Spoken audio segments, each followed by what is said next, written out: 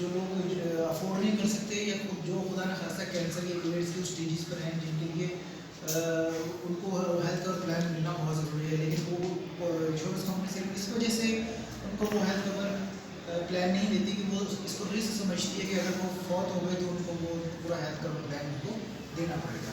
अच्छा, एक बात हमेशा याद रखें, जब भी हम गवर्नमेंट इंटरवेंशन की बात करते हैं, ये हमारा पूरा चैप्टर है ना, वो इसी के थ्रू घूमता है, वो है प्लान।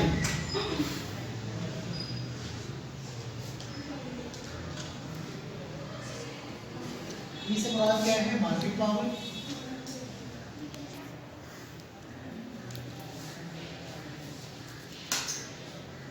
आई से मुराद क्या है? Market information.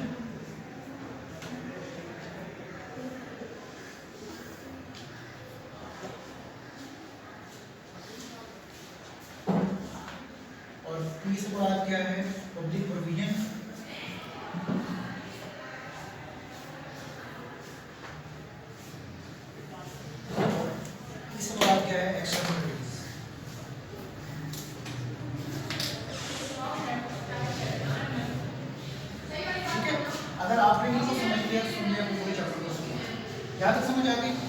गवर्नमेंट ने क्या किया? उसने इनकम्प्लीट मार्केट को देखा, उसके बाद उसकी पॉलिसी। नेक्स्ट पर आएंगे। अच्छा, मेरिट गुड्स के बारे में लास्ट में बताया था। मेरिट गुड्स जैसे कि नाम से ही जाहिर है, अच्छी गुड्स जो कौन प्रोवाइड करते हैं? गवर्नमेंट प्रोवाइड करती है। किसके लिए? आवाम के लिए। और जो सोसाइटी होती है वो डिमांड करती है मेरिट गुड्स के बारे में। मेरिट गुड्स कौन कौन सी हो सकती हैं बताएं? मेरिट गुड्स आपके हॉस्पिटल्स हो सकते हैं, आपके म्यूजियम हो सकते हैं, आपके पार्क्स हो सकते हैं, आपके प्लांट्स लगाना जो है मेरिट गुड्स के अंदर आता है। अगर ये गवर्नमेंट ना करे तो प्राइवेट लोग भी कभी भी नहीं करेंगे। प्राइवेट जो फ्री राइडर्स होती हैं खासकर, वो ये क्यों पौधा लगाएंगे? क्यों कहेंगे जी कि हम पौधा लगाएं और लोग इससे बढ़ जाएँ, वो लोग इसके साइड में बैठे। तो मेरिट गुड बेसिकली क्या होती है? जो गवर्नमेंट प्रोवाइड करती है, किसके लिए प्रोवाइड करती है? आम आवाम के लिए प्रोवाइड करती है। मेरिट के नाम से ही जैसे लग रहा है कि वो एक अच्छी गुड्स हैं, कि ऐसी फैसिलिटीज जिससे आम आवाम को बहुत फ़ायदा पहुँचे। इसके साथ ही डीमेरिट गुड्स होती हैं। डीमेरिट गुड्स कौन सी होती हैं? आपके ड्रग्स होते हैं, आपके तंबाकू, आपके जो खुदा अल्कोहल का इस्तेमाल होता है, वो डीमेरिट गुड्स होता है। वो उनको फिर क्या करते हैं? गवर्नमेंट की रोकथाम के लिए मुख्तलिफ किस्म की रेगुलेशन और मुख्तलिफ किस्म की पॉलिसीज बनाती है। तो ये हर एक के लिए होती है, हर एक को उससे होती है। बैड गुड्स का एक बार जुमला ये याद रखें कि उसके लिए पे नहीं करना पड़ता, हर बंदा उसको यूज़ कर सकता है। ठीक है, तो वो जिस तरह डेवलपिंग कंट्रीज़ में everyone has the access for bad goods, मतलब आप या हम या कोई भी शख्स जो है वो बैड गुड्स की एक्सेस कर सकता है, क्योंकि उसको पब्लिक परमिशन होती है, गवर्नमेंट प्रोवाइड करती है। Next, market power. इसको समझ लें, मार्केट पावर को आपको उसकी तमाम चीज़ें समझ में आ जाएंगी। बड़ा गौर से समझिएगा कि मार्केट पावर अगर तो पॉजिटिवली इंक्रीज कर रही है, गवर्नमेंट जो है उसके अंदर इन्वॉल्व है, मोनोपोली नहीं हो रही, तो दैट इज़ वेरी गुड। और अगर मोनोपोली की वजह से किसी ने मार्केट को कैप्चर किया हुआ है, वो अपनी मर्जी से प्राइसेस का कंट्रोल फ्लो करता है, अपनी मर्जी से वो क्वालिटी का फ्लो करता है, तो फिर उसमें क्या है? गवर्नमेंट के इंटरवेंशन का होना ज़रूरी है। तो गवर्नमेंट कैसे वो उसको मार्केट पावर को मिनिमाइज करती है? तो नंबर 1 आप इसको लिख लें कि वो रेगुलेट कर सकती है प्राइसेस को।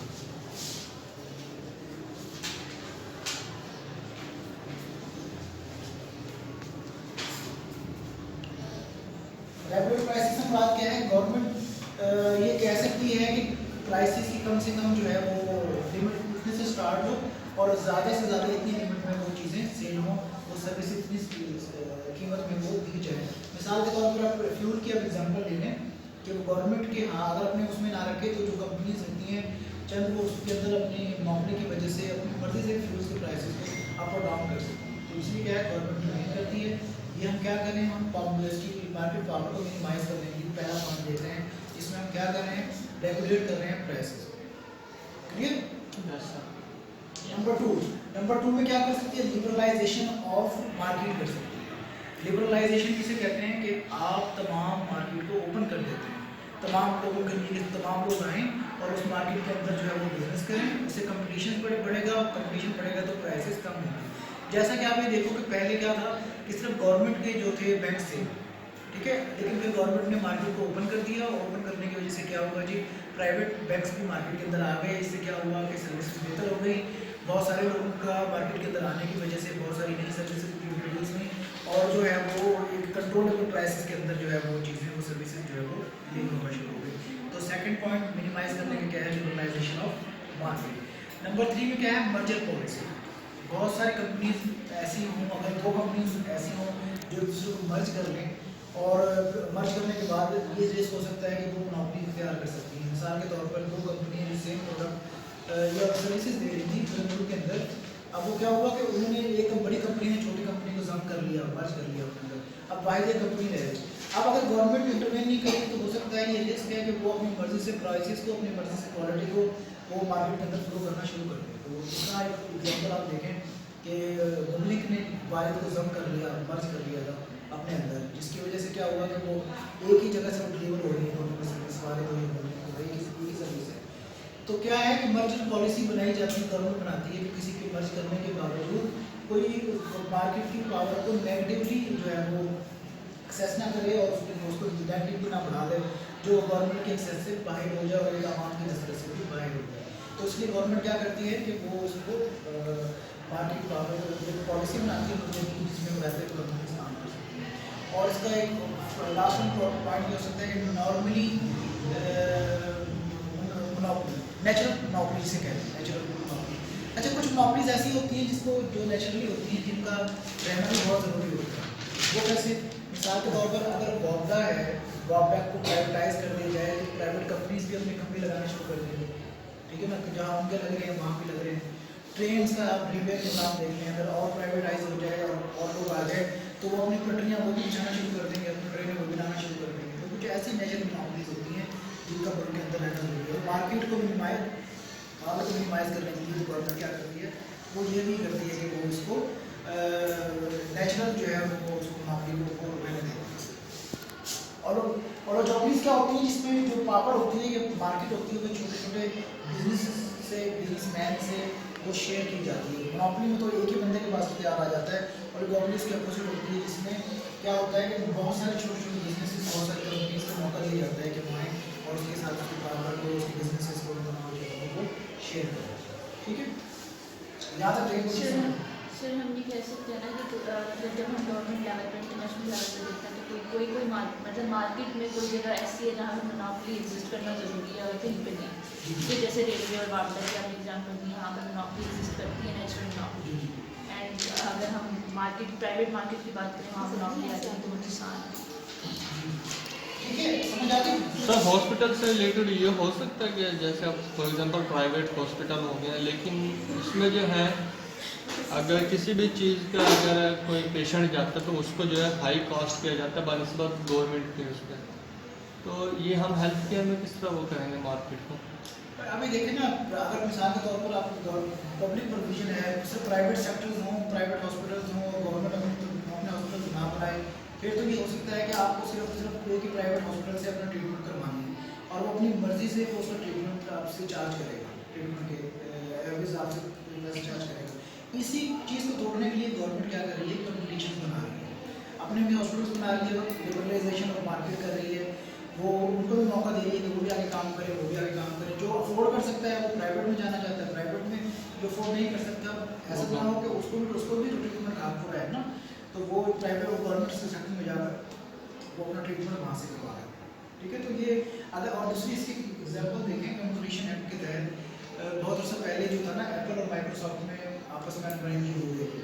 तो क्या हुआ था कि एप्पल और माइक्रोसॉफ्ट में इतना हो गया था कि वो माइक्रोसॉफ्ट ख़त्म हो जाता, तो एप्पल की जो उसकी जॉब है उसने उसकी मदद की और उसको सर्वाइवल करवाया। वो इसकी सर्वाइवल कराया, अगर ये माइक्रोसॉफ्ट ख़त्म हो जाती तो सिर्फ और सिर्फ नौकरी रह जाती है एप्पल की, और एप्पल की रहती तो सारी अथॉरिटीज़ और तमाम चीज़ों का नज़र उसके ऊपर आ जाती है, जिसका उसको फ़ायदा नहीं होना था बल्कि नुकसान और ज़्यादा जो है लॉज और रेगुलेशन आ जाने। तो फिर क्या हुआ कि वो सॉफ्टवेयर में चले गए माइक्रोसॉफ्ट वाले और ये हार्डवेयर में चले गए। इसके अलावा सर जी कंपटीशन भी ना बढ़ता, फिर जो है फिर एक सिंगल जो है जिसे बोलते हैं यूनिपाथ हो जाता फिर सिस्टम, जिसकी वजह से जो है डिमांड भी वो कम हो सकती थी। ऐसे ही मार्केट कैप्चर कर रही है। यहाँ तक कोई क्वेश्चन है? पूछो। नेक्स्ट है। अच्छा, गवर्नमेंट की कब होती है? बहुत से आपको पता है कि गवर्नमेंट कौन बनाता है? बेसिकली मोनोपोली गवर्नमेंट की होती है। गवर्नमेंट कौन बनाता है? पॉलिटिशियन और ब्यूरोक्रेसी मिलकर गवर्नमेंट को चलाती है। अब पॉलिटिशियंस क्या करते हैं, पॉलिटिशियंस क्योंकि वो एक सिलेक्टेड लोगों की वजह से आए हुए होते हैं, वो उनको नज़दीक वही पसंदीदा लोग होते हैं जो उनके वोट को इंक्रीज करते हैं और उनको मौका देते हैं कि वो आगे आए और काम करें। अब जब वो पॉलिटिशियंस को मौका मिलता है तो वो पूरे ओवरऑल पाकिस्तान को या पूरी सोसाइटी को देखने के बजाय उस एक एरिया को देखते हैं जिस एरिया से वो सिलेक्टेड हो रहे हैं। ठीक है, तो इसकी वजह से भी क्या होता है कि गवर्नमेंट जो है उसका या मार्केट का फेलियर का चांसेस होता है, क्योंकि गवर्नमेंट बनाने वाले, डिसीज करने वाले, जो प्लांट करने वाले, जो जो चीज़ों को मूव करने वाले लोग जो है ओवरऑल सब चीज़ों को नहीं देखेंगे, बल्कि एक मखसूस एरिया को बेहतर बनाने की कोशिश करेंगे। तो उसका नुकसान क्या होगा कि वो एक एरिया तो स्टैब्लिश हो जाएगा, लेकिन बाकी लोग जो है उसमें, जबकि हम जब बात करते हैं विजन की, तो उसमें सभी का राइट है, एवरीवन शुड एक्सेस और फॉर बेटर गुड्स और पब्लिक गुड, क्योंकि वो आप ही के टैक्सेस से वो चीज़ें बन रही हो। नेक्स्ट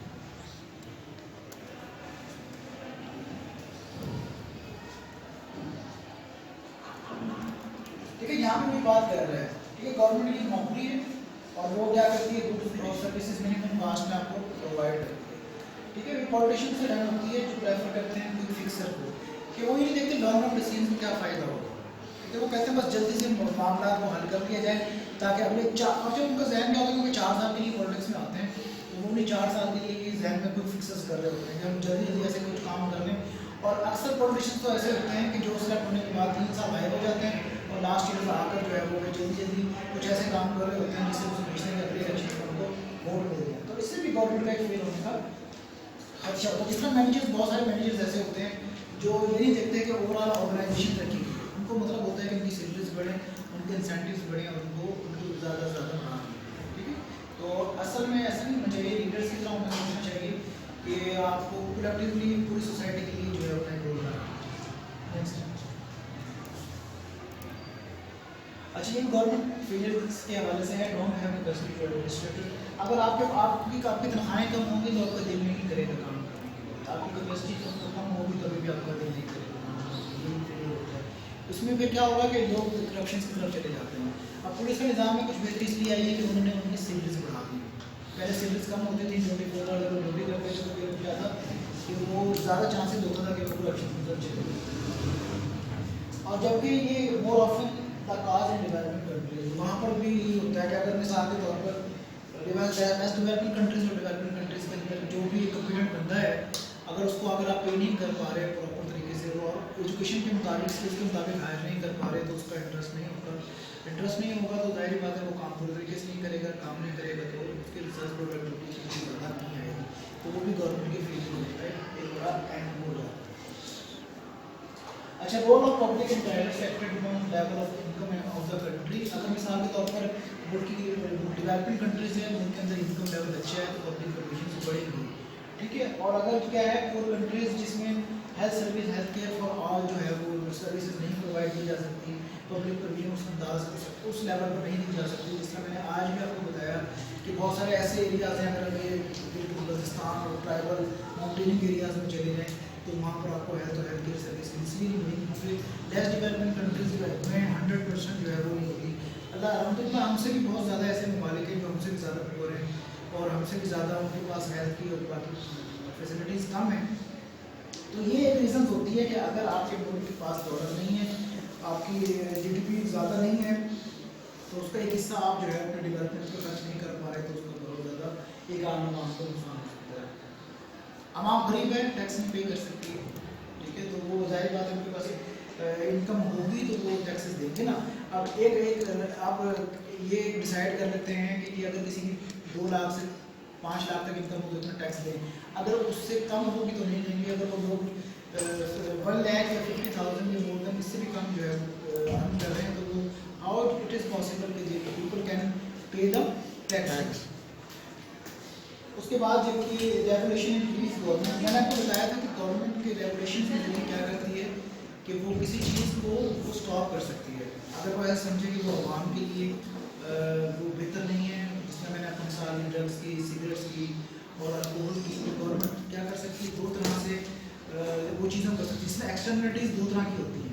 कौन कौन सी होती हैं? एक पॉजिटिव और एक नेगेटिव। एक्सटर्नलिटीज़ मैंने बताया था, जिस तरह मैं प्रोड्यूसर हूँ, आप कंज्यूमर हैं, प्रोड्यूसर कंज्यूमर के ऊपर जो थर्ड पार्टी से इफेक्ट आ रहा है उसको एक्सटर्नलिटीज कहते हैं।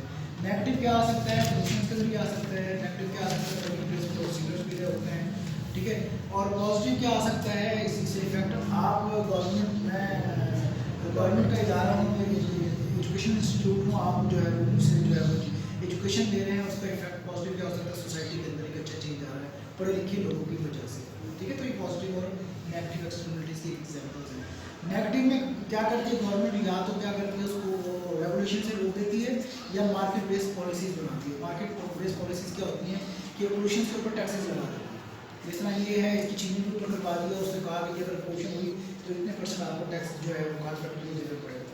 तो ये चीज़ आपका एग्जाम्पल होती है। अच्छा, rich countries can afford to do more in government health care. जाहिर बात है, जो बहुत सारे लोग हैं और अमीर मुल्क है तो आपकी हेल्थ सर्विसेज, हेल्थ केयर भी बहुत बेहतर होती है। वहाँ का निज़ाम जैसे डेवलपमेंट कहीं भी देख लें, वहाँ पर हेल्थ और एजुकेशन का निज़ाम बहुत बेहतर होता है।